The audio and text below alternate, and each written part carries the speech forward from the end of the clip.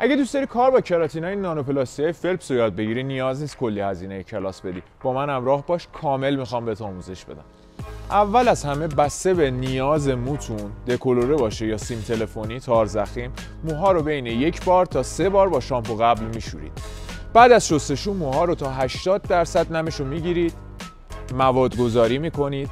بسته به نوع مو و نوع موادی که از کراتین های نانوپلاستی انتخاب کردید، بین 60 تا 70 دقیقه واسه موهای دکولوره و رنگ شده و 80 تا 90 دقیقه واسه موهای تار ضخیم و سیم تلفنی مکس میدید. بهتره که توی تایم مکس از کلاه یا روکش استفاده کنید. بعد از تایم مکستون باید موها رو 50% سبکسازی کنید. اگه با آب سخت بود، با آب پاش و حوله سبکسازی میکنید. بعد از سبکسازی موها رو کامل 100% خشک میکنید و از پشت سر شروع به اتو کشی میکنید.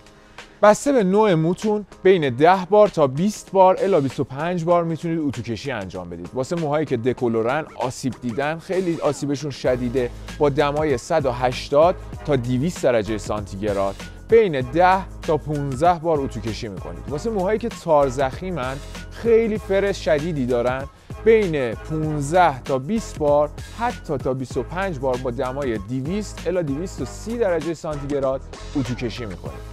بعد از اتو کشی میذارید موها خودش به مدت 50 دقیقه خنک بشه. بعد از اینکه موها خنک شد، موها رو میشورید و میتونید از ماسک تثبیت استفاده کنید. این کراتین قرنطینه نداره ولی میتونید 1 روز بهش قرنطینه بدید. تا آموزش‌های بعدی همراه ما باشید چون کلی آموزش ویژه تو زیباکس واسهتون داریم.